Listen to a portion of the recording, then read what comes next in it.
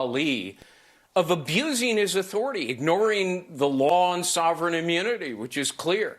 And Alito's right. You know, the president has vested powers under the Constitution to order executive agencies to freeze money. He can do it for reasons of foreign policy, national security, to avoid waste. So, you know, this decision by Judge Ali, who, by the way, is a Biden appointee, he's been on the court for a nanosecond, that forces Trump to spend $2 billion is judicial activism run amok. I think it'll eventually be overturned by the Supreme Court, but by then it's too late. That, you know, this judge is forcing Trump to pay $2 billion. They'll never get that back. President Trump says his administration is ready to lift a pause on sharing U.S. intel with Ukraine. Would you consider lifting the intel pause on Ukraine? What does Ukraine have? Well, we just about have. I mean, we really just about have. And we want to do anything we can to get Ukraine to be serious about getting something done. What you have to do is you have to make a deal. And you have to stop the killing. It's a senseless war. And we're going to get it stopped.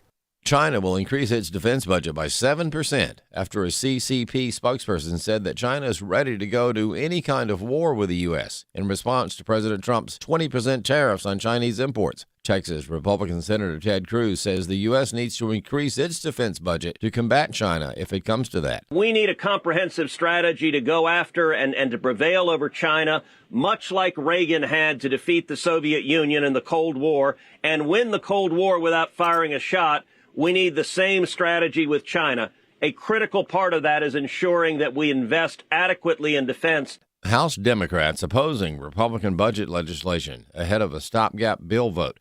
House Speaker Mike Johnson unveiled the bill Saturday, but House Minority Leader Hakeem Jeffries says that Democrats could not support a partisan funding plan, citing concerns about cuts to health care and veterans benefits. White House Deputy Chief of Staff Stephen Miller reacted to the Democrats' protests.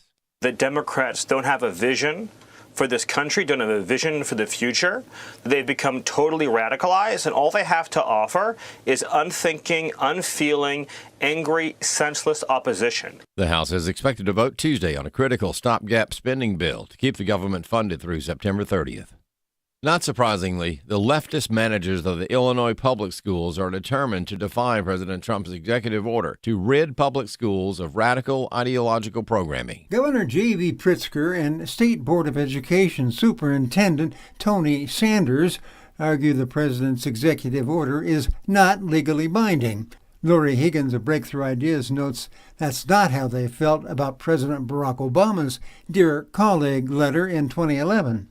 Well, that's not the way the leftist educators in Illinois talked about it when Obama sent out his radical Dear Colleague letters. They were acting as if it was legally binding, but suddenly they're emphasizing now that these executive orders are not. She says this shows the sanctimonious and self-righteous attitude of Democrat leaders in Illinois. We're going to do what we're going to do, regardless of what the will of the people and regardless of what the President of the United States wants. We're going to continue this. Higgins adds if parents can get active, organized, and courageous, then maybe they can affect change. I'm Bob Kellogg. More news online at afn.net and on the AFN mobile app. I'm Rusty Pugh. President Trump's most important job is going to be the trickiest. It's the area where the president can make the biggest progress, but it's also where he can be misled into catastrophic errors. I'm referring to his nomination of literally hundreds of federal judges, including nominations to the U.S. Supreme Court. The good news is that you can help AFA Action's constitutional experts research nominees and give advice to the president. But to do this analysis, AFA Action needs your help. So please visit afaaction.net to donate today. Welcome to Today's Issues, offering a Christian response to the issues of the day. Here's your host, Tim Wildmon, President of the American Family Association.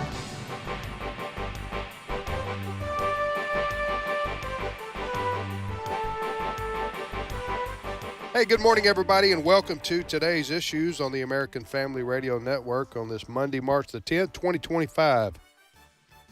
I'm Tim Wildman, and joining me in studio is Ed Battagliano. Good morning, Ed. Good morning, Tim. Welcome back to the land of the living. Man, back with bells on. You were wiped out last week, weren't you? I had walking pneumonia. First time I've ever had that, and a pretty brutal week. My wife took good care of me.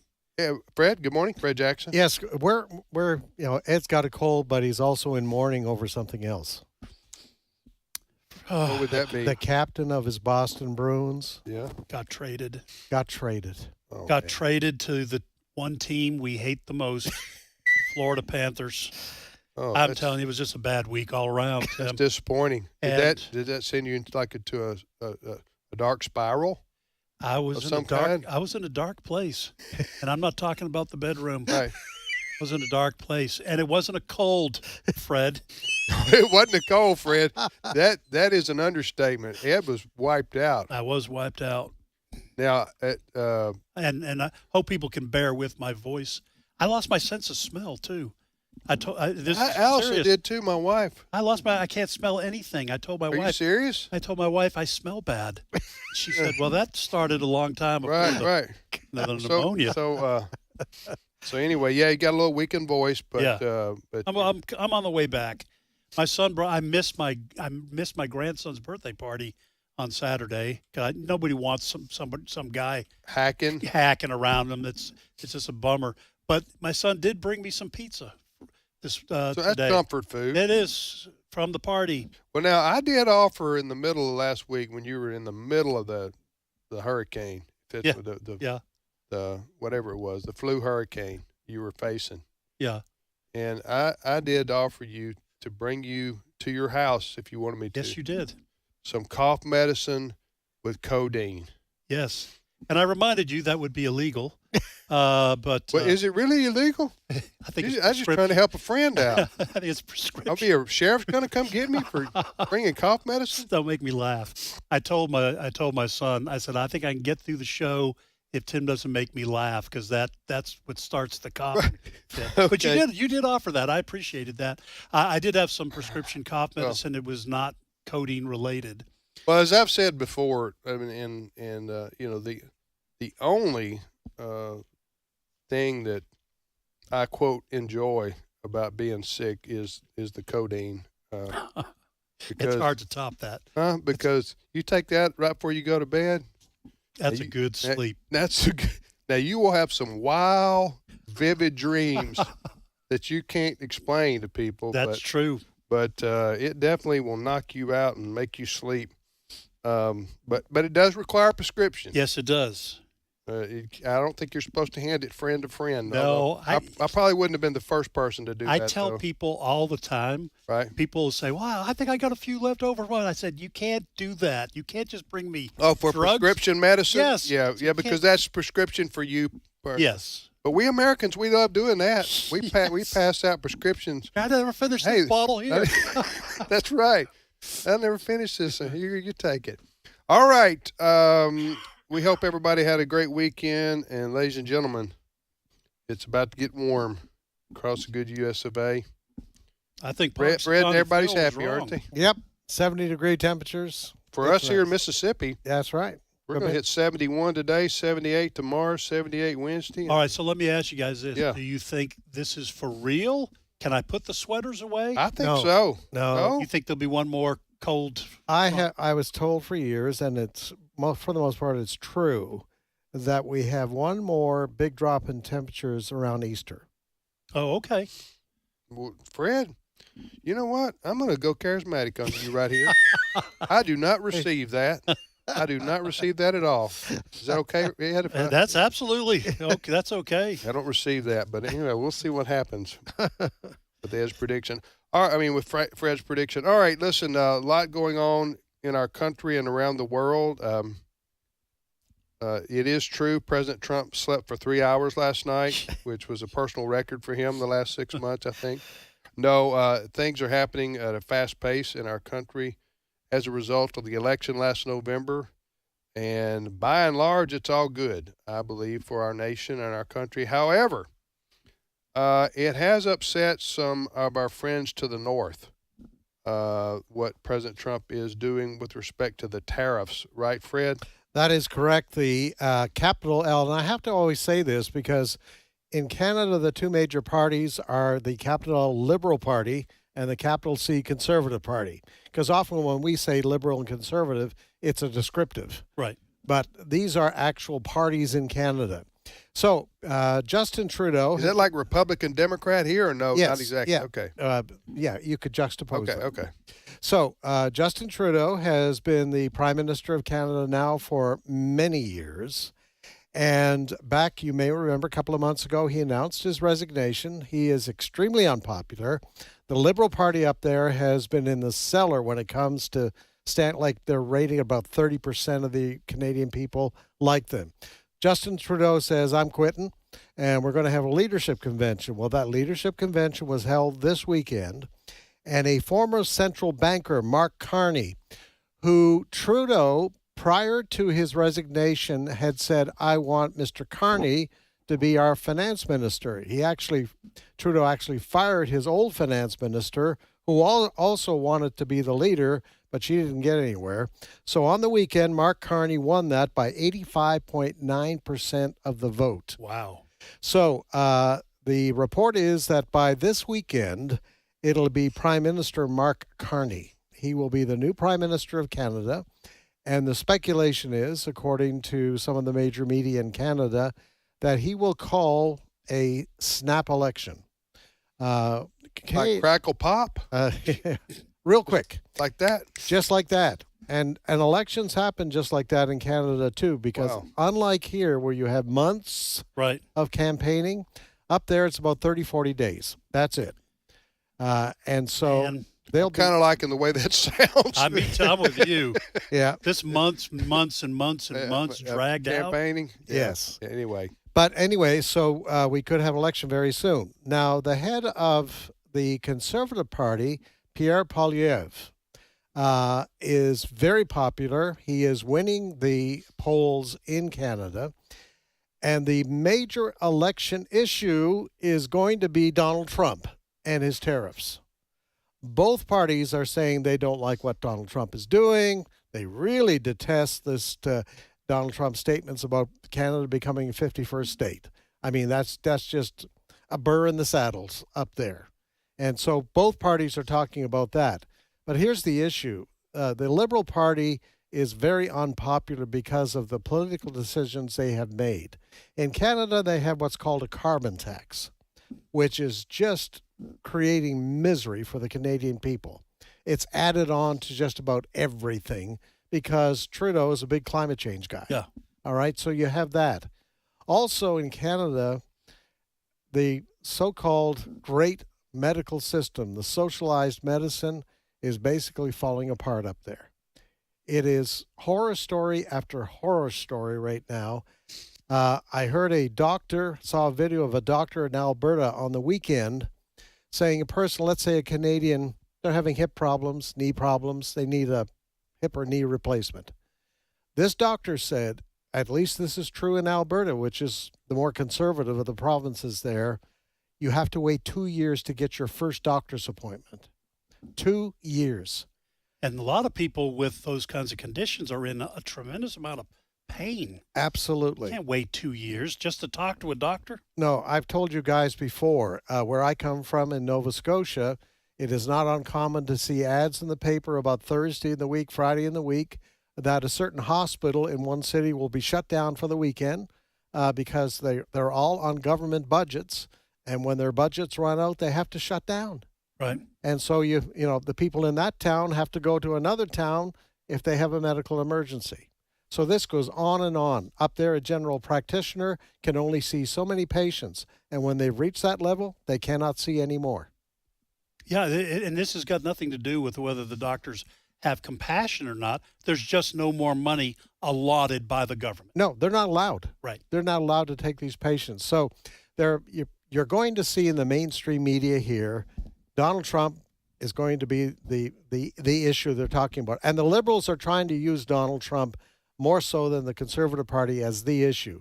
I mean, this Mark Carney, who's going to be the next prime minister, is saying, I'm here to save Canada from Donald Trump and his tariffs. And so expect to hear that over the next few weeks. So that's what's going on in Canada, which is a big trading partner right. with the United States. Ed, the three of us were talking, and I know that none of us what I would be considered experts on tariffs, right? I'm not even amateur status, but well, pretend like you. I am going to pretend like you know something shot. about. Well, I think that's okay because I think our listeners would get bored to tears if we did a deep dive into tariffs. Don't you? That's right. I know I would. I'd tune out. I would as well. Deep dive into tariffs. I'd go take some more cough medicine. I just like using the word slap. Slap tariffs. I know. Huh? You've liked that. What else do you do with tariffs? You can't. You can apply. You don't gently hand over. You can apply tariffs. You can apply tariffs. But Trump slapped tariffs. He slaps tariffs. Yeah. All right. So here's my question to explain to our listening audience out there about tariffs, because this is the big issue now with Canada and Mexico and the United States.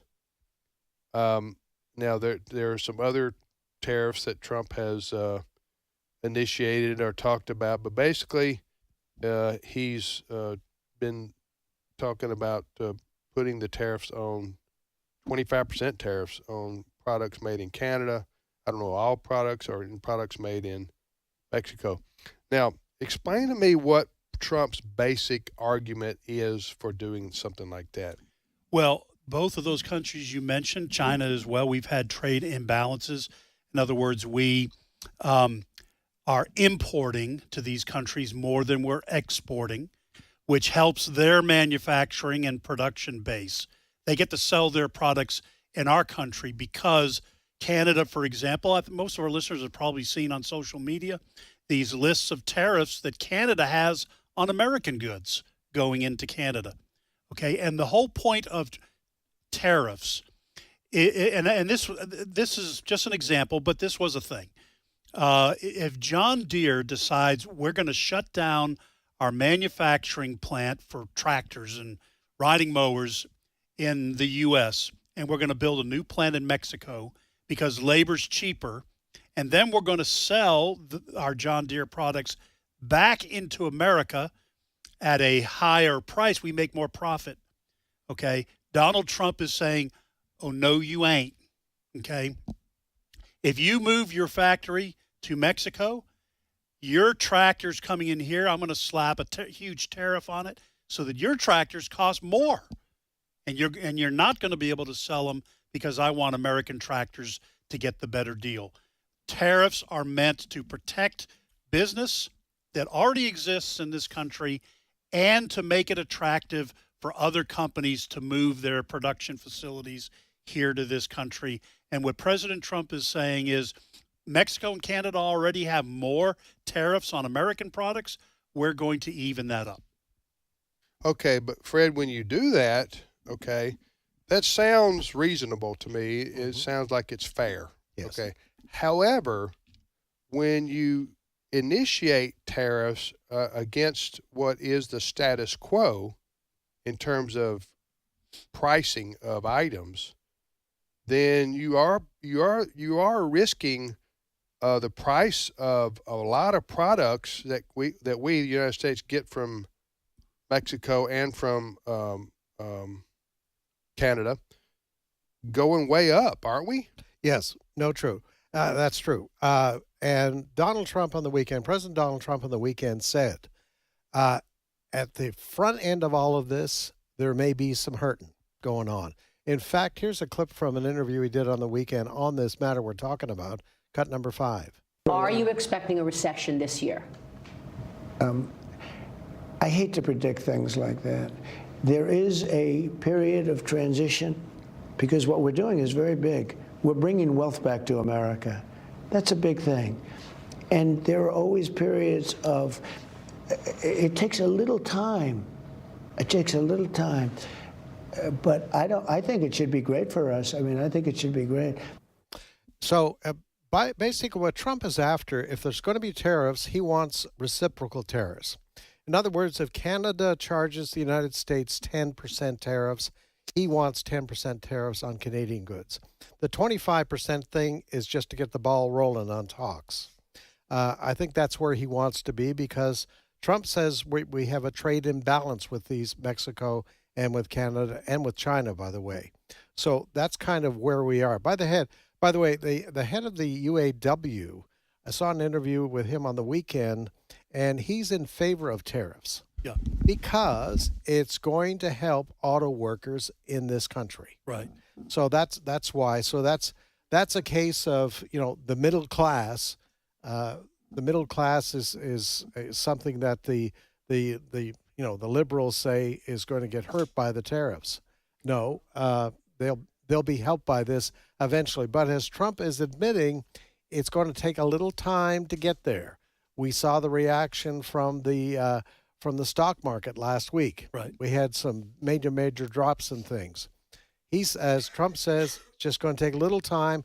Everything will come back to the middle, and everybody will be happy.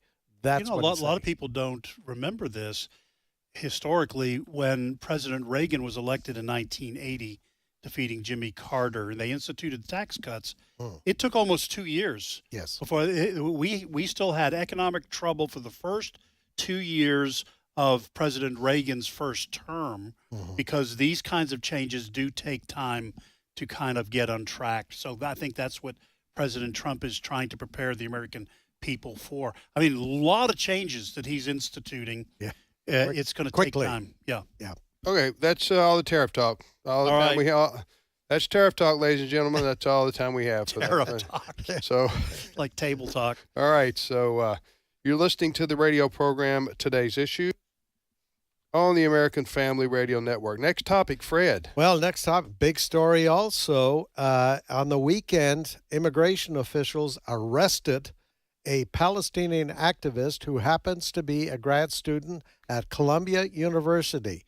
They believe that he has been one of the key leaders in these anti-Israel protests that erupted within 48 hours of that massacre in Israel back in October of 2023.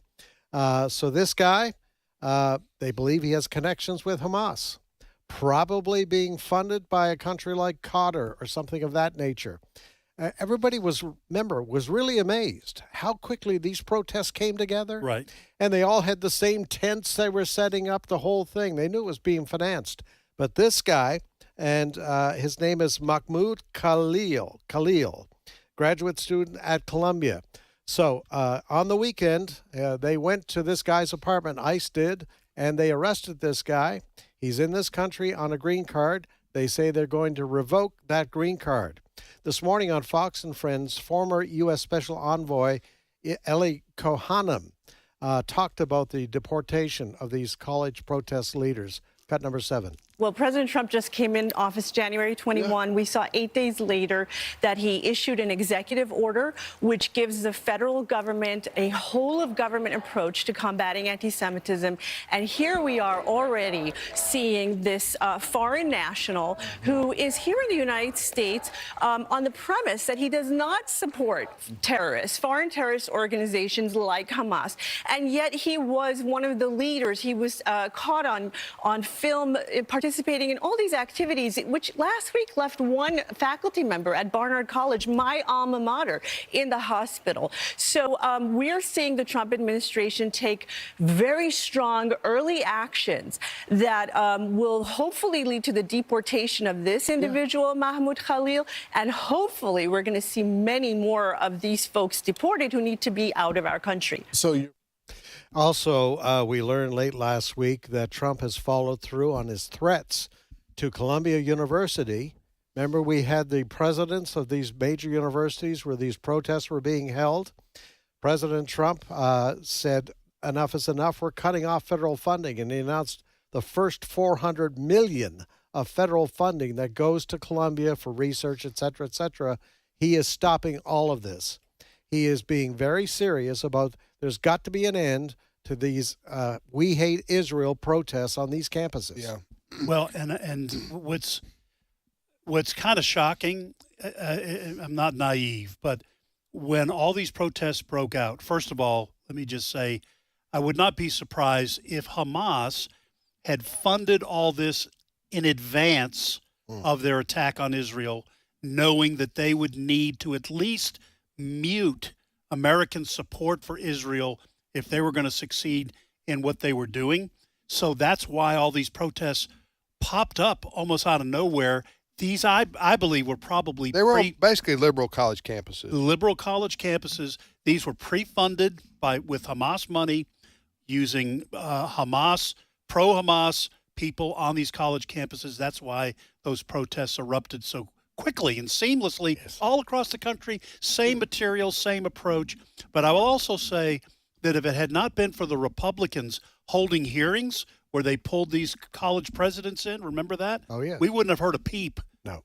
You know, I'm just thinking out loud here, which is what we do sometimes on this program. It's our job. And that is this: what in the world is Columbia University getting $400 million from the federal government in the first place? That's probably like research grants and. Yes. Okay. Yeah. Well, that answers the question. But you know what? Do you know how much money these schools have in endowments? It is. You look up Harvard endowment. I mean, it's like they got as much money as a small country. I think it's billions. Yeah. I'm saying, when these, remember when Biden was giving student forgiveness? Yes. Student loan forgiveness, which is really saying that I'm going to say to an individual student, I'm going to take away your debt and I'm just going to hand it over to the American taxpayer. Mm-hmm. It's not forgiveness. It's a transfer of debt from an individual who went to college and accumulated that debt willingly. I know college is expensive, but I mean, when you sign up for student loans, you know what you're doing, okay? And you got to pay it back. And Biden said, well, I'm going to try to buy votes among young people by just telling them they don't have to pay it back. I'm just going to give it to the to the taxpayer. As of February 2025, Harvard University's endowment was valued at almost $52 billion. That's with a B.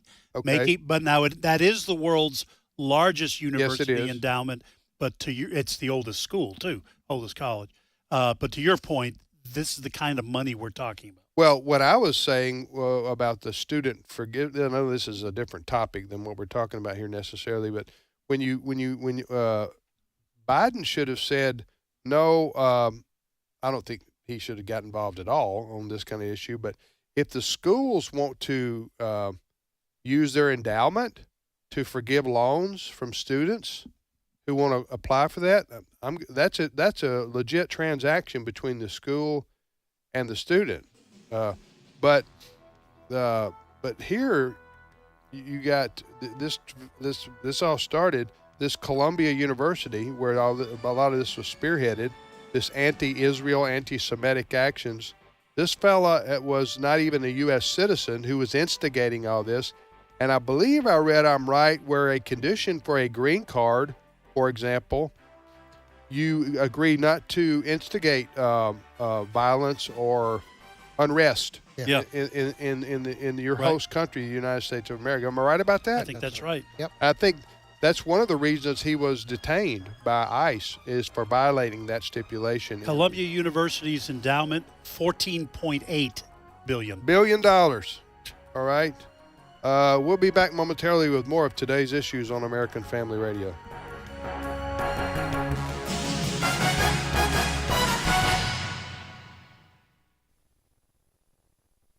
It's my turn.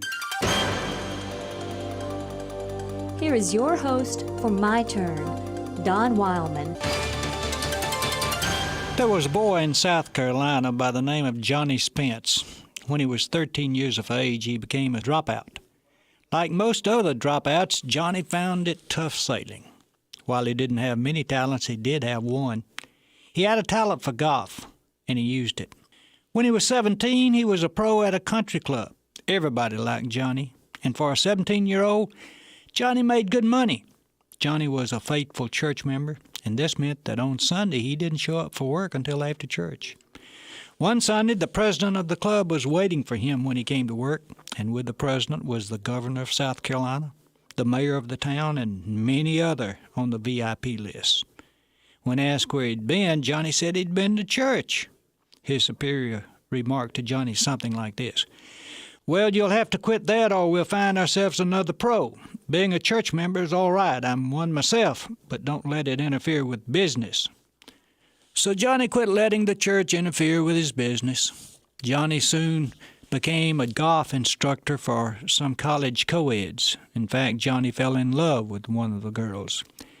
They began to go to parties where drinks were served, and Johnny's sweetheart began to criticize him because he refused to drink with the others. So to satisfy his sweetheart, Johnny began to drink at the parties.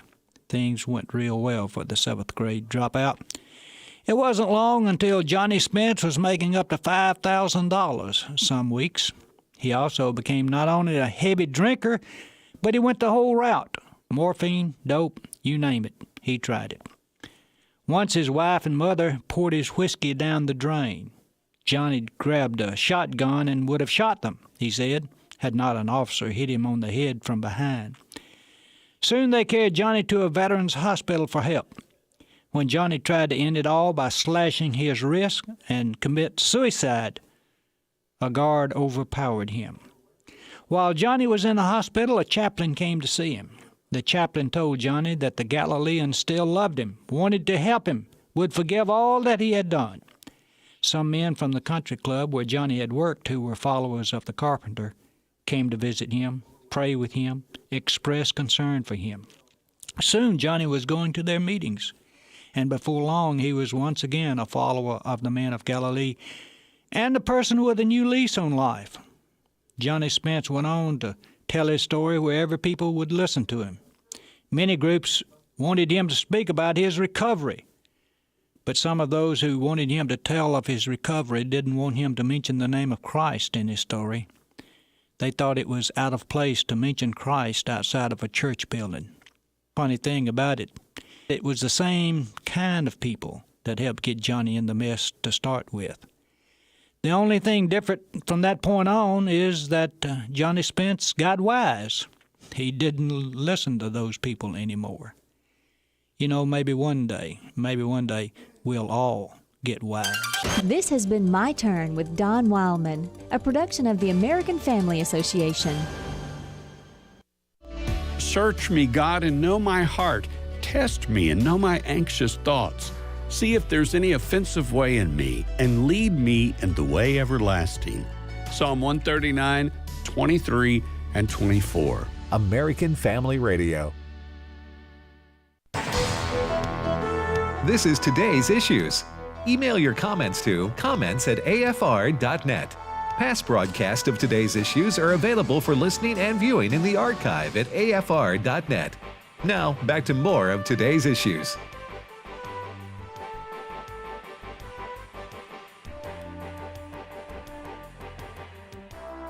Hey, welcome back, everybody, to today's issues on the American Family Radio Network. Tim, Ed, and Fred here. We thank you for listening to American Family Radio. Just Ed and I both got the sniffles a little bit here, so people just have to bear with us, or not. Or not. You can slap us with a tariff if you or slap us with anything. That might help. Drive it out, man. Drive it out. Drive the sickness out. All right. So, also, the one downside of the warming up going on in our country, yes, temperatures going up, is here comes Mr. Pollen, yes, walking down the street. And you mentioned this morning, I guess maybe in our story meeting or whatever, but around here we have a lot of Bradford pear trees. Yeah, we do. And they tear me up in terms of pollen for some reason, some sort of allergy or whatever. That's why we've got like 8 of them in front of our building here. Yes. So you just walk outside. Yeah, the Bradford pears, they're blooming. So anyway, you're listening to today's issues on the American Family Radio Network. Should you want to send us an email, the address is comments@afr.net, comments@afr.net. Go ahead, Fred. What's your next story? Well, today, RFK Jr. Is going to be meeting with some of the major food producers in this country, like General Mills. And the big issue is food additives. That became a huge issue during the election campaign. And that's kind of the, as they say, raison d'etre that Trump has got RFK Jr., that and vaccinations.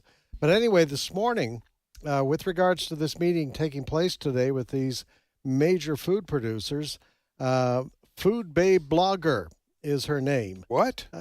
Food Babe? Food Babe Blogger says the U.S. has to reform the way we make our food. Cut number 10. Well, he's going to say, why are you using safer, better for you ingredients in your products overseas?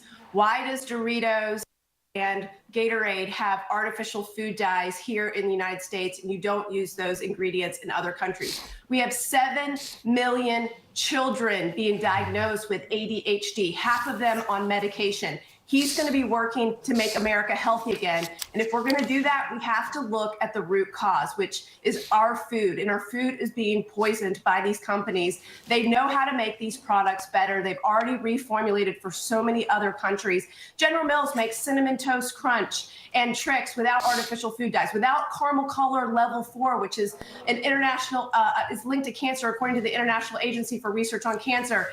This has got to stop today. And I hope that the food companies are ready for change. What's going to happen at that meeting, though, I'll tell you, is they're taking their biggest lobbying group, the Consumer Brands Association, with them. And they're going to recommend a long-term change, 4 years. But we know when European regulations took place, many of these companies changed within less than a year. They're going to use that as an excuse to hope that the election cycle comes about and changes leadership in Washington, and then they can not make these changes. So we. Wow. Who is that now? What was her name? She's a blogger? She runs a blog called the Food Babe. Well, Food Babe blog. Okay. Vanny Harry is her name. VANIHARI. Listen, this is going to be a throwdown. A Donnybrook, as they say. What's going to happen the next few days with respect to So is RFK Jr. getting together? Yes. With these major food manufacturers? Yes. To talk about the additives and ingredients that like she was citing, this lady was saying that we these food manufacturers in the U.S. don't put the same additives in foreign that we send to foreign countries as we do here. For instance, in Canada, if they want to color, I'm just going to use, a breakfast cereal that has different colors. Fruit Loops. In Canada, they'll use like beet juice. They use vegetable juices to color their Fruit Loops. And to flavor it. And to flavor it. Here in the United States, they use something concocted chemical to put in it, which some people say can cause serious health problems. And so what RFK Jr. is saying is we need to be forcing these companies to do what Europe, to do what Canada is doing. And the reason there are different ingredients in foods, same company, Fruit Loops, in Europe than here in the United States is by law that's required in Europe. Yes. And I think this is going to be very popular. I grew up, Frosted Flakes were my favorite food, my favorite breakfast cereal. Probably very bad for you just because of the sugar. But it tastes good. But it tasted good. Oh, you telling me. So I think this is not, my expectation is the American people are fully supportive of what RFK Jr. is going to be doing. And I don't think he's going to argue with these people. He's going to tell them you have a year, like you did in Europe, to make the changes. Now, you have to give them time because they have made orders. They've got to find where to get beet juice and all those kind of things. And so he's just going to say, you're going to have to do it. We are not going to, quote unquote, study this problem for 4 years. We are instituting the change. My guess is these companies are going to say, with all due respect, Mr. Secretary, RFK Jr., Secretary of what? Health and Human Services, right? They're going to say to him, our additives, which preserve the foods or are in the foods, have no ill health consequences. So they don't hurt anybody. That's probably what they're going to say, and then they're going to probably institute some kind of studies. Which is why RFK Jr. is going to say, I don't care. I think that's going to be his approach. He's going to say, I don't care. The federal government says you can't do it. There's studies in Europe; those are good enough for us. I'm not. Listen, I don't have a dog in the fight. You don't have a pizza in this hunt. I don't have pizza on this hunt. I don't know who's telling the truth in terms of whether the chemicals are safe and the beet juice is, you don't have to have it. I think Americans recognize something's wrong in our country. You can't blame it all on food additives. A lot of additives, I think, help preserve the food, make it have a longer shelf life. I think RFK Jr. is just going to say, we're not going to study it.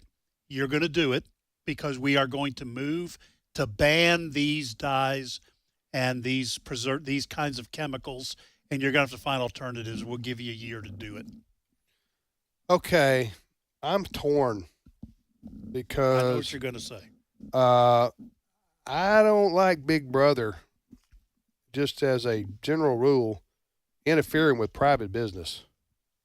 I just lean more toward let the individual consumer make their own decisions. Now the companies have to list their ingredients on the side of the boxes, right? Right. And I'm for that too, so people are knowledgeable about what they're eating. But it's sort of like Michelle Obama telling the cafeterias whether you can't sell Coke or, you know what I'm saying? I don't know. I don't know how I feel about all this yet. Well, I would say this, that in principle, I agree with you. I also know that life has gotten incredibly complicated. I don't know. I read the ingredients on the side of a package of, I hardly ever eat cereal anymore. I don't know what that stuff is. We do rely on the Food and Drug Administration to make sure it's not bad for us, but I don't know. Listen, you remember when I disagreed with the government? Remember the federal government? This might have been under the Obama administration. They said that all fast food restaurants have to put the calories up on the board when you're ordering your food. Yeah. Remember that? Yeah. And I thought the same thing. I thought, you know what? Stop getting your fingers into everything. But now I like it.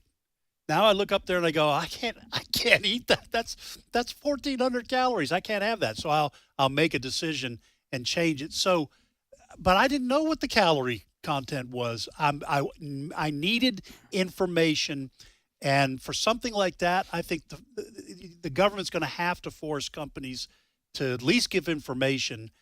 But this is an argument that's probably going to happen here in terms of what you're saying.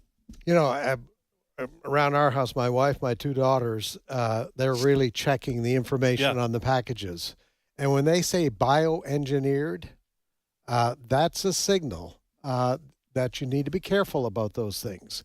Because if there's something in that food that was put together in a laboratory, then maybe your body doesn't absorb it and it collects somewhere. That is the health concern that's there. So I think having the information is definitely, I'm glad those laws have been passed. And I would say this, I think the mood of the country is we are leery of chemicals. This drove the whole COVID issue. What are you forcing me to put into my body? And if all the cereal manufacturers in this country go with the chemicals, there's very few choices that Americans can make to avoid that. And I think the mood of the country is going to be very open to forcing these countries to go to more natural products. But I can't answer on the science. And you have a valid argument here about how much the government, what can the government tell you what your sodium intake is per day, not just your daily recommended. When are they going to start saying, no, Tim, you've had too much sodium today. You can't have any French fries. Yeah. So that's the opposite side of the question. How intrusive can the government get? Yeah. Well, I just know I haven't trusted cereal companies since they took away honey cornflakes. And that happened about 15 years ago. I don't know if I remember where I was when that happened. Do you know what I'm talking about? I'm talking about cornflakes that are honey flavored. Kind of like Honey Nut Cheerios, except like Honey Nut Cheerios, except they're cornflakes, and Kellogg stopped making them. Just all of a sudden, it was kind of under the radar. Yeah. And then you wonder why. Well, I wonder why. Yeah. And then listen, I think President Trump is going to be all with RFK Jr. until he starts messing with Diet Coke. and then Trump's going to call RFK Jr. and say, "Stop it right there." Okay? That's a big. Of course, most of people have been listening to this show. You're for a Diet long Coke time. man, aren't I'm a you? Diet Coke person. I can't tell you how many times people tell me that's bad for you. Don't you know it has chemicals in it? And Let me see what it's got in there. Do you have any idea? Have you read this back of this? I have. here? I can't pronounce some of it. Carbonated water. That I can pronounce. Caramel color. So Yeah. there you go. It's got caramel coloring in there. I'm for the beet juice. All right. What about this word? Aspartame. Oh, aspartame. That's a huge. That's people talk about that all the time. I get people who are not doctors telling me that's bad for me, and I go, listen, I've read as much as I could. You want me to scratch it out then? What about phosphoric acid? Phosphoric acid. I love phosphoric acid. I got to get my phosphoric acid fixed. Hey, I'm just four ingredients down on this Diet Coke, and it ain't looking good for you, brother. But I'm the same way. I like Diet Coke too. I like Coke Zero. Yeah. So how far? But I've been trying to cut back. I have been trying to cut back and go with iced tea or water, something like that. But water to me, you got to get used to. It's just so boring with a meal, huh? It is. You want to wash pizza down with a water. With a water? That's not American. You know what I'm saying? No, that's why when we all were growing up, going to Pizza Hut or Pizza Inn, right, they'd bring that big pitcher of soda. That's what I'm talking about. Set it down when you eat your pizza. Right. All right.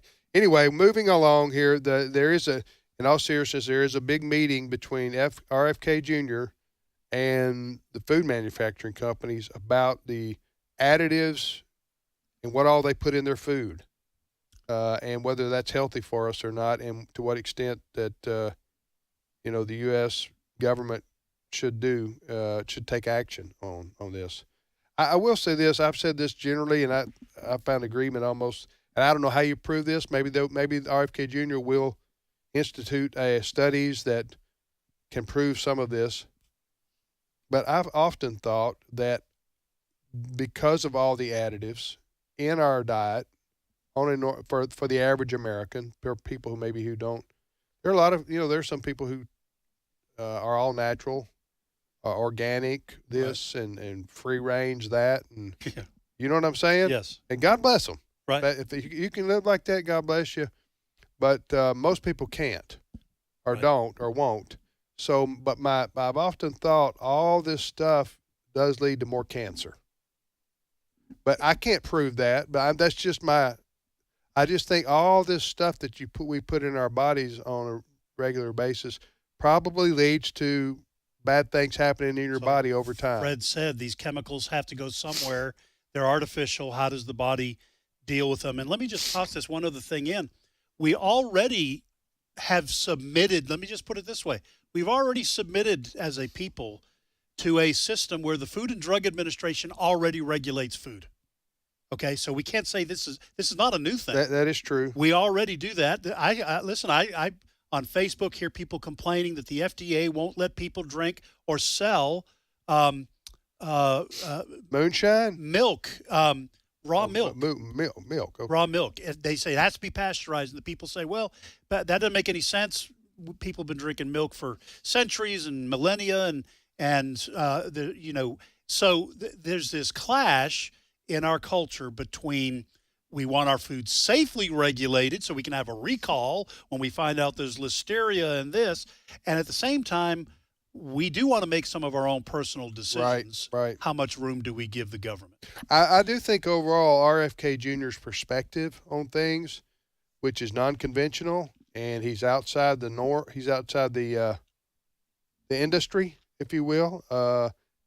I'm ready to hear what he has to say. I am too. And let him challenge some of these conventional ideas we've had about food manufacturing. Because major corporations, this is part of what they do. I don't think they're bad guys for doing this. They want to maximize their profits. Right. So they're going to find cheaper ways to get food that people will eat and therefore buy. Right. Okay. But that doesn't always mean that they are going to have our health as their first concern. In fact, it's not their first concern. It's making money. Yeah. So somebody may have to broker a deal between the consumer and the manufacturer, and that could be RFK Jr. You're listening to the radio program Today's Issues on the American Family Radio Network for this Monday, March the 10th, 2025. Thanks for listening to AFR. Tim, Ed, and Fred. Fred, what's your next story? Well, this story comes with a warning. And the warning is over the next several weeks, and in fact, it has started already in the mainstream media. All the cuts that are being made by Doge, Elon Musk and team, they're identifying areas that could be cut, and these various departments, the whole spectrum of federal government departments, are starting to cut jobs. You're going to start hearing, for instance, you're not going to get your Social Security check. Or if you're on Medicaid, they're going to cut Medicaid. All of these things. One of the latest examples is Veteran Affairs. You have probably heard, maybe even this weekend, that they have started to do job cuts within Veteran Affairs. And you're hearing in the mainstream media, it's terrible. There are veterans that are working for Veteran Affairs and they're losing their jobs, et cetera, et cetera. Well, the Secretary of Veteran Affairs is former Congressman Doug Collins. He responded to all of these accusations this morning. Very interesting. Have a listen to this, cut number 11. Government has decided to do lately is put money or people at something, then maybe we need to ask the better question is are we using our resources wisely and making sure that our department is taking care of the veteran, which is our only responsibility. Now, you may remember over the last several years, with the number of employees that the VA has had, we've heard horror stories of how veterans were being treated and basically not being treated for diseases. What Doug Collins is saying, we're going to put the treatment of the veterans at first, and if we don't need a big bureaucracy to run the place, which is starting to become a common thing that they're talking about where the cuts need to be made. We don't need 10 managers for every frontline worker. And so what he's saying is we're going to start putting the care of the veterans out there first ahead of having a huge bureaucracy. Yeah, and I think bureaucracy is becoming clear that the bureaucracies are part of the problem. The education bureaucracy, for example, in most states, half the budget goes to administration. Yes. And so people say, well, how come we're not paying our teachers more? Well, the money is half of it's being swallowed up by in the opinion of a lot of people, bloated bureaucracy, the administration of a particular department. And so you're not anti-education if you're looking at the Department of Education. You are looking at how the money is being spent. Is there a better way to spend the money on the thing that most people think it's going for? Yeah. Educating students, or in this case, treating our veterans. Listen, and it comes down to cities and states, too. We all read the horror stories of veterans who were being put up at hotels in New York City being bumped because the federal government was paying those hotels more money to house illegal immigrants. Yeah. So the veterans oftentimes get pushed to the bottom of the barrel. They're most of them retired. A lot of them are retired that are using the VA facilities, and they're kind of been shunted, pushed to the side. And so I'd like to see this come to pass where if we're going to cut it, the cuts should come to the bloated bureaucracy and let more money go to the vets. Well, and add to this, there's so many Doge stories right now, but here's a headline from the weekend. Doge says $312 million in loans were given to children during the COVID pandemic. Even under age 11. Even under age 11.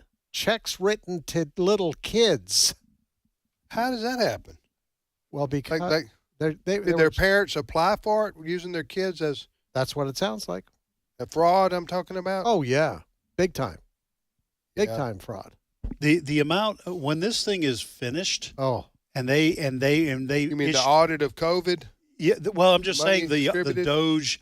the Doge, okay. Check of the federal bureaucracy. We are going to, I think we're going to find hundreds and hundreds of billions of dollars that were stolen wasted. We don't know where it went.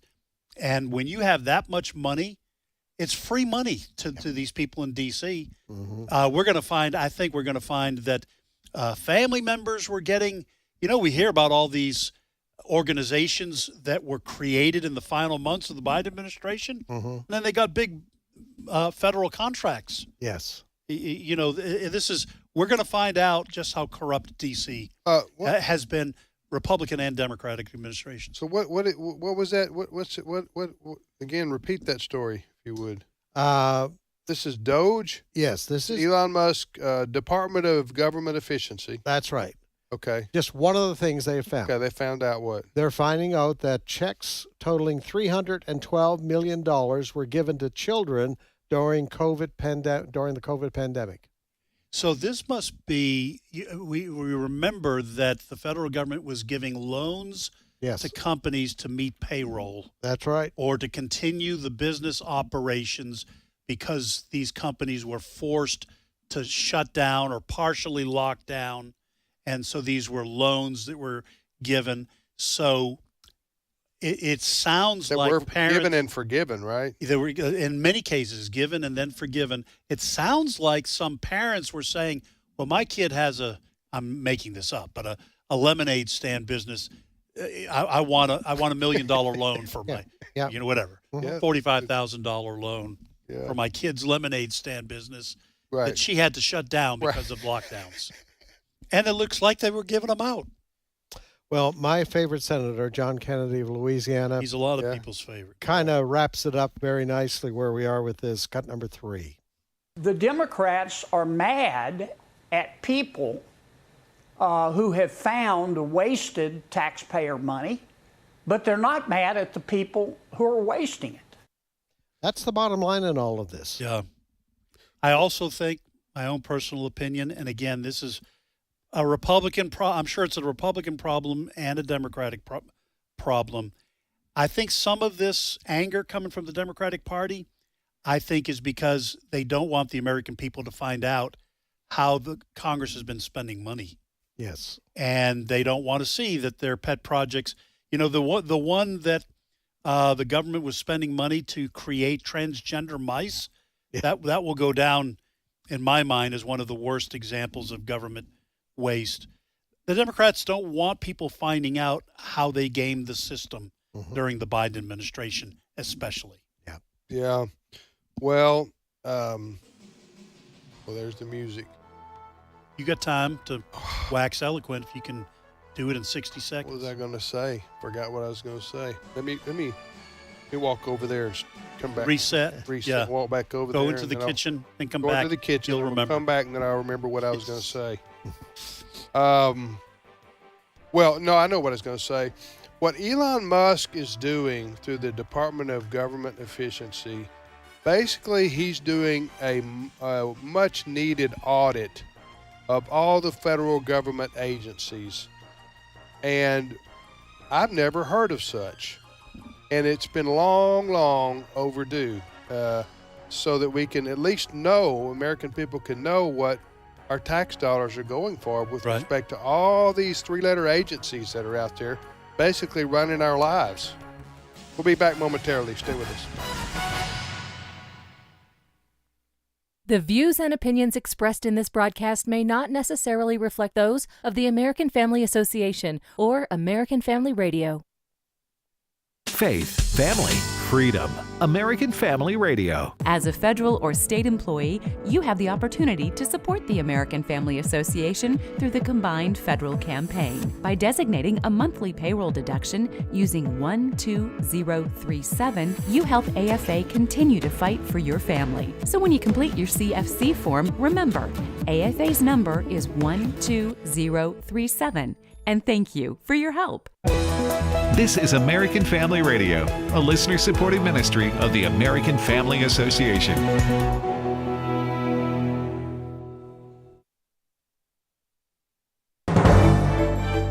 American Family News, I'm Rusty Pugh. Immigration authorities have arrested a Palestinian activist who helped lead anti-Jewish violent protests at Columbia University. in the latest escalation in President Trump's pledge to deport student activists who are affiliated with and funded by terrorists. Mahmoud Khalil, who graduated from Columbia University with a master's degree in December, was taken into custody from his Manhattan apartment on Saturday night. Khalil's attorney, Amy Greer, says the federal immigration agent who detained her client said his student visa had been revoked, but he does not currently hold one. Greer says when she informed them that Khalil is a permanent U.S. resident with a green card, the agent said they were revoking that instead. A Department of Homeland Security spokesperson confirmed the arrest, and Secretary of State Marco Rubio said in a social media post, quote, "We will be revoking the visas and/or green cards of Hamas supporters in America so they can be deported." In New York City, Tanya J. Powers, Fox News. President Trump is promising to dismantle the Department of Education to give control back to the states to make education decisions. South Carolina Superintendent of Education Ellen Weaver supports President Trump's plan to eliminate the federal education role. Main thing that we want is flexibility. We know that federal funds have come with federal shackles for far too long. Dictates out of Washington that have felt a lot more like a dictatorship than a partnership. And so I was so excited to see the tone that Secretary McMahon has taken in her early days on the job, the memo that she put out to the U.S. Department employees, saying that we are going to partner with parents. We're going to empower local leaders, teachers in the classroom to do what they know is best for the students in their state. Democrats are having another meltdown over the Department of Veterans Affairs plans to cut roughly 80,000 employees in the coming months. Veterans Affairs Secretary Doug Collins says he will make the VA more efficient. Government has decided to do lately is put money or people at something. Then maybe we need to ask the better question is are we using our resources wisely and making sure that our department is taking care of the veteran, which is our only responsibility. California Governor Gavin Newsom sent shockwaves through the floundering Democrat Party when he agreed with conservative podcaster Charlie Kirk that boys don't belong in girls' sports. Steve Jordahl spoke to a Californian who's not buying it. Governor Gavin Newsom has had some conservative voices on his podcast of late.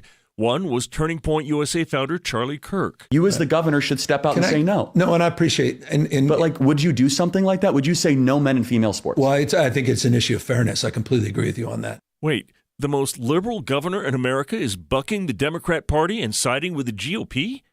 California Attorney Brad Dacus says, don't believe it. Governor Gavin Newsom, by making this major shift in his position regarding boys competing in girls' sports, has effectively just announced his run for the presidency of 2028. He says the governor's actions speak louder than his words. He clearly has had a resolute leftist opinion on this issue, articulated not just verbally, but also in terms of legislation that he has signed and done so happily. Dacus says there's a long, rich history of Democrats running to the center when they need Republican votes. This is not a sign of him seeing the light.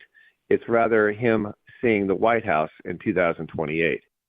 I'm Steve Jordahl. Severe storms moved through North Texas over the weekend, leaving a trail of damage. Amelia Jones with Fox 4 Dallas reports. Early Saturday morning, severe storms moved through Ennis in Ellis County. The storms brought 80-mile-per-hour winds and golf ball-sized hail. The storm blew through in 10 minutes, but the powerful winds left their mark. Michaela Sandifer has been out surveying the damage as the emergency management coordinator for Ellis County. A lot of it is down trees, down power lines, but it's also, metal roofs are all scattered on the ground, trees uprooted or snapped in half. In hard-hit Ennis, the Texas Motorplex had multiple trailers flipped over, and the large sign by Highway 287 was blown off. For American Family News, I'm Rusty P.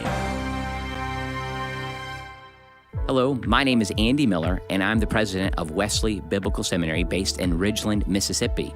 We are developing trusted leaders for faithful churches, and we do that based in the authority of Scripture and in the reality that Christians can be transformed. We do that also through bachelor's, master's, and doctoral degrees. We'd love for you to learn more about Wesley Biblical Seminary at wbs.edu, where we're developing trusted leaders for faithful churches. Today's Issues continues on AFR with your host, Tim Wildmon, president of the American Family Association.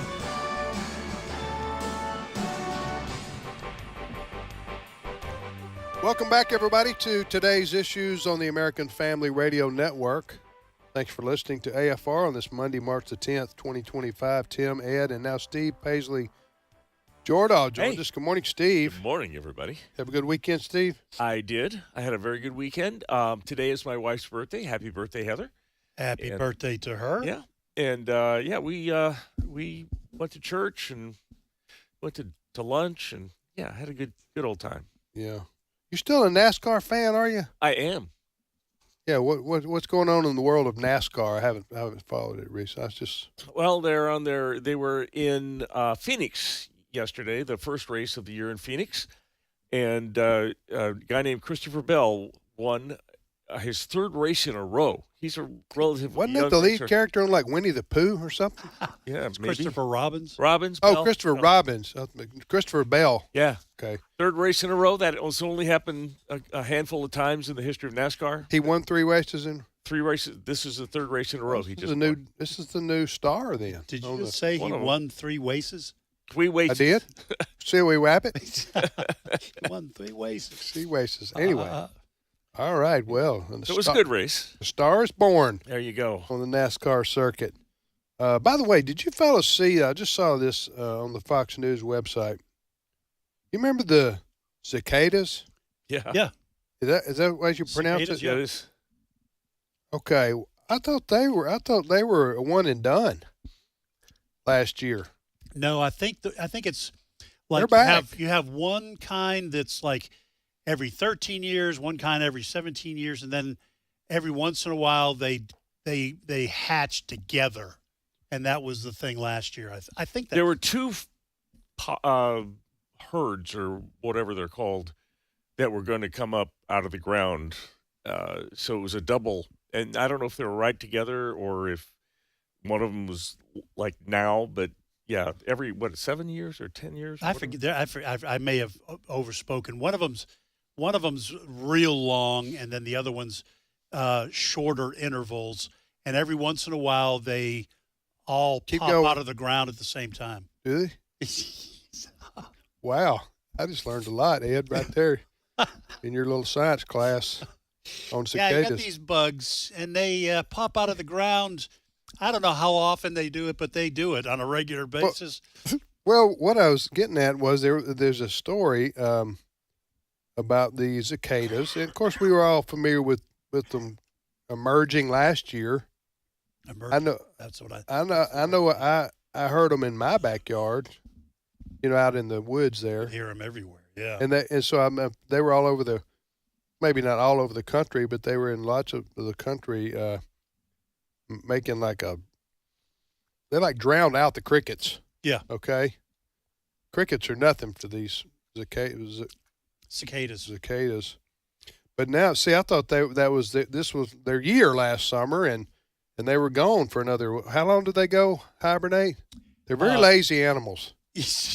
Are you checking that, Steve? Or no, I'm. He's on to. But we got different brands of cicadas. Is what you're telling me, which I didn't know. So the round 2's back with the different. All right, so I was right. Okay. So y'all mocked me. Okay, what were you right about? Periodical cicadas. Uh-huh. Some periodical cicadas emerge every 13 years.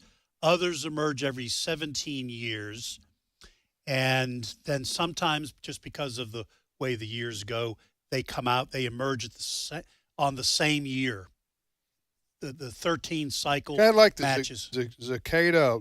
You win the cicada lottery. Yes, and that's why they're everywhere. It's and they're cicada, so loud. starting with a soft C. S. Cicada, right? Isn't that right? Cicada, yeah. Yeah. Cicada. Anyway, they're back. I'll tell you, they make good eating. Oh my gosh. They got no chemicals. I did not need it. No preservatives. Huh? Got a good solid crunch to them. Good source of protein, Ed? Good source Yes. of protein, yeah. Well, at our house, we'll eat them with some hummus. Oh, there you go. That's disgusting, actually.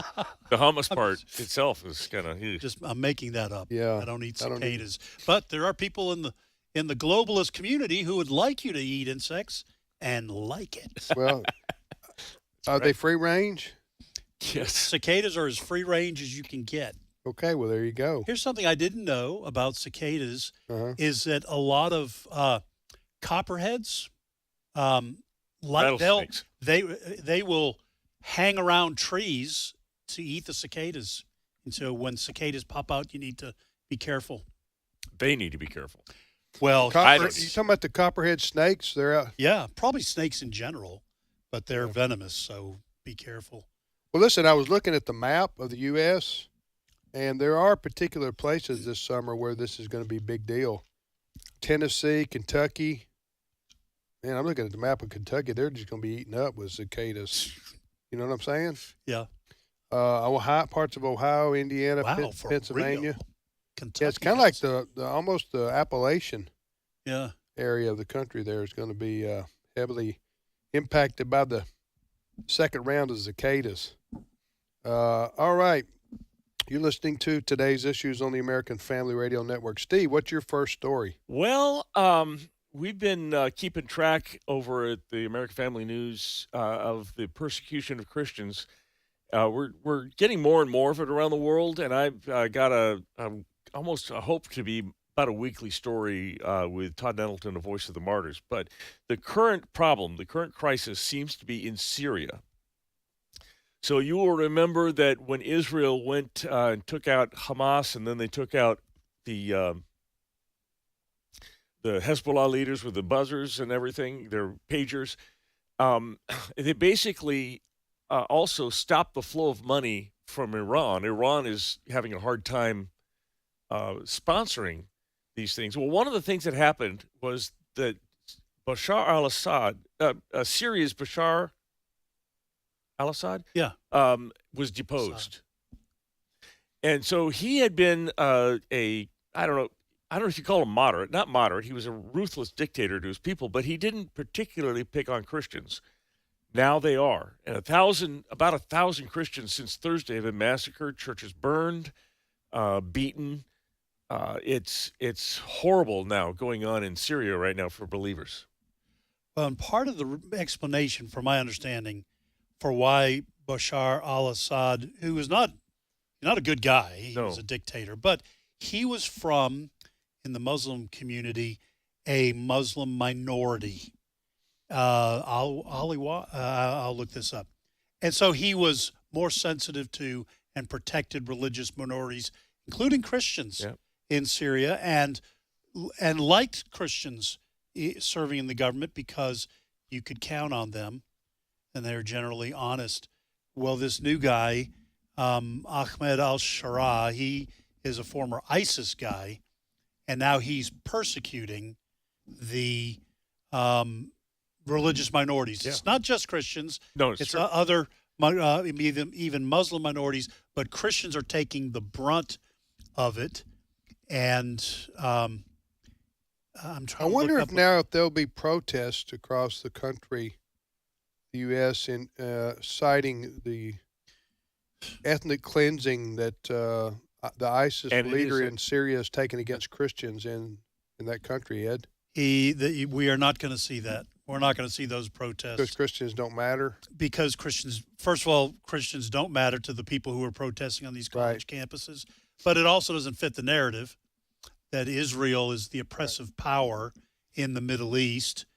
And you're not going to hear anyone on the left saying Muslims are an oppressive power at times in the Middle East, because that doesn't fit the narrative either. So I tell you, protests against the persecution of Christians on college campuses, protests on college campuses against the persecution of Christians, I should say, is not going to happen, like Ed said. And if it did, it would draw some light to this subject. It would be good to people to know. But here's what we're doing now. We're calling people to prayer for our brothers and sisters in Syria, which is immeasurably more effective than a protest on a college campus. So, folks, remember the Syrian Christians in prayer, and Christians around the world that are being martyred in prayer. And I'll tell you, if you want to learn more about what's going on there, you can go to Voice of the Martyrs, their website. I believe it's voiceofthemartyrs.com. And American Family News is covering this. We are. You've been doing some stories, and we'll continue to do some stories. What I mentioned, the former Syrian president, Bashar al-Assad, is an Alawite. That is a That's the third largest religious group in Syria after the Sunni and Shia Muslims. So that's why he was a little more sympathetic to other religious minorities. Well, it is dangerous many parts of the world to be a Christian. Yes. We hear about this going on in Africa, too, where the Muslims are persecuting the Christians. Slaughtered a whole village, didn't they, a week ago?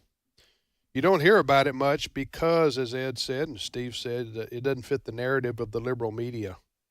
They don't really want to cover that, because to cover that is to highlight the murderous religion. Again, I need to preface that by saying not all Muslims fall into this category, but the history of Islam is conquering by the sword. Yeah. Huh? Absolutely. So that continues to go on even today in many parts of the world. So, all right, you're listening to Today's Issues. What's your next story, Steve? All right, we've been watching the Democrat Party kind of fall apart and wander around in the wilderness since the election. They just don't seem to be able to have a message. Who's that? Who doesn't have a message? The Democrat Party. There's so many things coming at them from President Trump that they don't know what to focus on, first of all. But second of all, they can't walk away from the woke.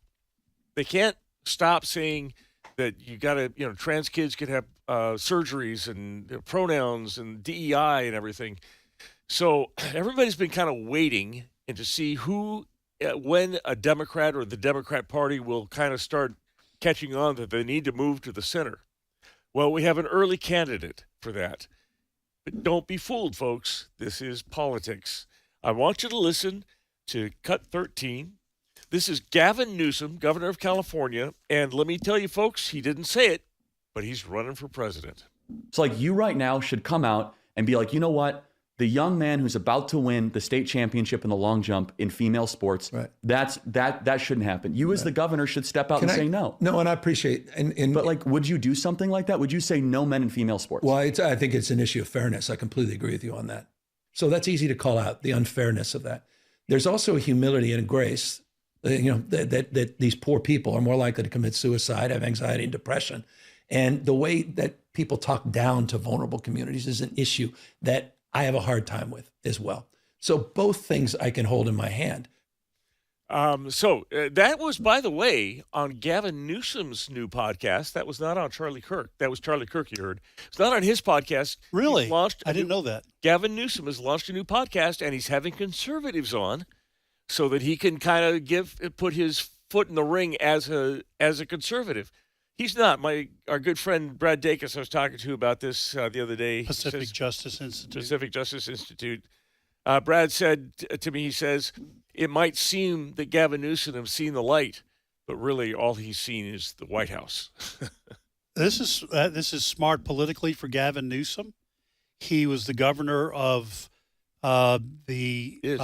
is the governor. I'm saying if he runs for president, he will say I was the governor of the most populous state in the country. He will have to figure out ways to defend what he did while he was governor. But this is smart because smart politicians on the left, I think, have probably figured out that this woke madness, not all of woke ideology, but the woke madness, like defending boys winning state championships in women's sports, is not selling with the American people. Nobody's buying it. The vast majority of people think it's wrong. And you're going to have to start trying to thread the needle. And that's what he was doing. He was prepared for that, obviously. He was prepared to, on the one hand, say it's an issue of fairness. You can't have boys and girls sports, but we also can't, beat these people up in the locker room, that kind of thing. That's his only option for trying to pull the Democratic Party back towards the center, if you will, if he's going to have a shot at winning the nomination. Another aspect of this is I'm getting tired of the left always saying that the reason there's they'll say the reason that transgendered people have depression are at a higher risk for suicide is because of you, conservatives, because you make them feel bad and you make them feel guilty, and therefore you're to blame for their mental problems. Now, you don't have to prove that. You just have to say it. Right. And all the liberal, groups buy it up and they regurgitate it and they say it over and over and over again, to where conservatives have to feel like they have to defend themselves against that charge, when there's no evidence that that's true. And furthermore, listen, you can't not, to use a double negative, speak the truth about issues for fear of being called a hater or a transphobe or something like that. Go ahead. Yeah, when you throw that argument on the table, the one that you cited, and this has been going on since the early days of the homosexual movement, but now it's been transferred to transgender. You throw that argument on the table, if you don't give the transgender community everything they want, then they're more likely to commit suicide. Now, I think the science is starting to come out that that's not true. Right. And that transgender people who transition biologically, make these changes, they have really high rates of suicide ideation and depression, so on and so forth. But to your point, Tim, it immediately puts a conservative on the defensive. Because what do you say? I know what you you're have saying. to either say your science is not right, or I don't care if they try to kill themselves. And that second one makes you look like a callous, uncaring person. And you're judgmental. And the reason why transgenders are losing a lot politically is because conservatives threw their own card on the table. And that is, you can't have men in women's bathrooms. And whatever else we do, you can't do that. And that resonated with people. So I have a kind of a new tack that I want to take. I haven't been confronted like this yet, but the next time somebody calls me racist or misogynistic or sexist or whatever transphobic they think I am because of what I believe, my question to them is, why do you care what I think? I could care less what you think about me. You think I'm racist? I don't care if you think I'm racist. Yeah. And it kind of leaves them nowhere to go. The minute I say, no, I'm not racist, then all of a sudden it's an argument. You're kind of putting in the. When did you stop beating your wife? Right. Yeah. Right.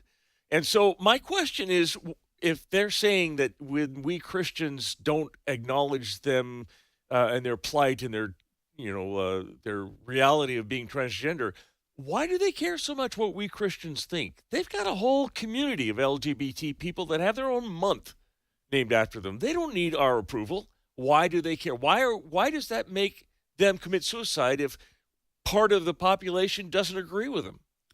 Well, because, Steve, you continue to talk about it and you make them feel unsafe. I think that's what they say. You're creating a climate for the haters to come out and harm them.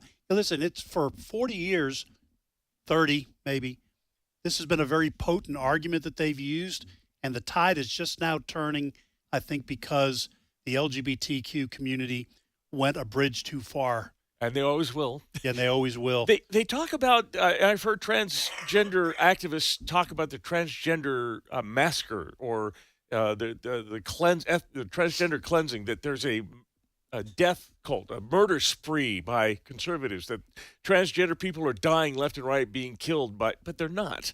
That's a lie. They put lies out there in the environment, in the discussion, to make you have to respond to things, and it just gums up the whole argument. All right, next topic, Steve. All right. So who was the president in December of 2024, Tim? December of 2024? Yeah, who was the president of the United States? This has been Joe Biden. It was Joe Biden. Biden. He was in charge. But was he really?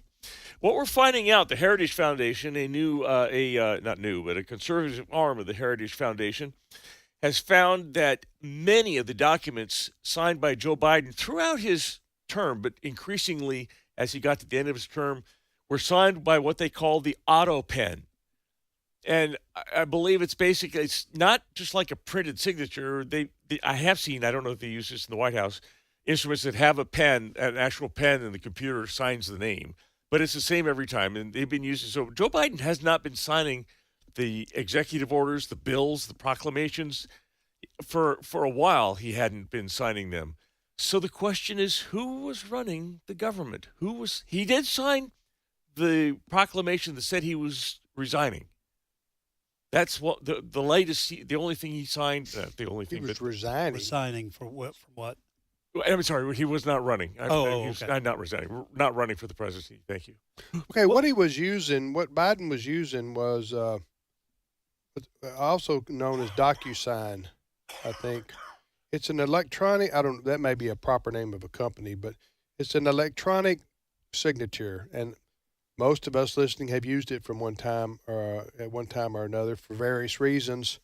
You get an email with an attachment, and you're going to take a loan that the bank wants you to sign, and they'll accept your electronic signature, for example. So I think what Biden was doing, is that not? That's not correct. Okay. That is electronic signature, what you're talking about, and you sign contracts and initial stuff. But this is an actual auto sign, is actual ink on actual paper. But it's controlled by computer, not by the person who's signing it. So I did not know that was a thing. Yeah. So there's an arm. It's electronic. There's an I've arm seen and those, a pen. yeah. Or there's some sort of thing like they do on a lie detector test. Speak among yourselves while I go find a picture. So the question becomes, was Joe Biden approving the auto sign, right, but did not want to sign it because he was having trouble? I think he didn't know what was going on. Okay, that's the other option. No, I think for the last year, I think for the last year of Biden's administration, he didn't have a clue about what was going on a day-to-day basis. And his staff brought him stuff to sign, and when he didn't sign it, or they didn't want to, try to get him to sign it or explain it to him, they would just get this auto sign. This auto sign that Steve's talking about. That's the way I'm reading this. Those are the two. Those are the two options. The two options are that Biden approved the auto sign signature, but I don't want my hand to cramp. So use the auto sign, or he didn't know what was being signed and someone was signing it in his name, which raises the question, who was running the government? Listen, he was not able to, on a consistent basis, day-to-day basis, Biden was not able to ascertain the issue and the information that was that would have gone into something being requiring a signature. He didn't read it. Right. And it may have been explained to him a little bit, although I doubt that was even the case. They just said, "Here, Mr. President, it's time to," and Steve's talking about that he didn't even know he was doing it, that somebody was signing on his behalf. Yeah. So that became glaringly obvious on that first debate when Biden walked out on the stage, and the moment he walked out there, he was staring off into space. It was tragic to watch. The only way we're going to find that out is you're going to have some whistleblowers who admit it. Right. All right, we're out of time. We thank you for yours. We'll see you tomorrow. Have a great day. Keep listening to American Family Radio, everybody.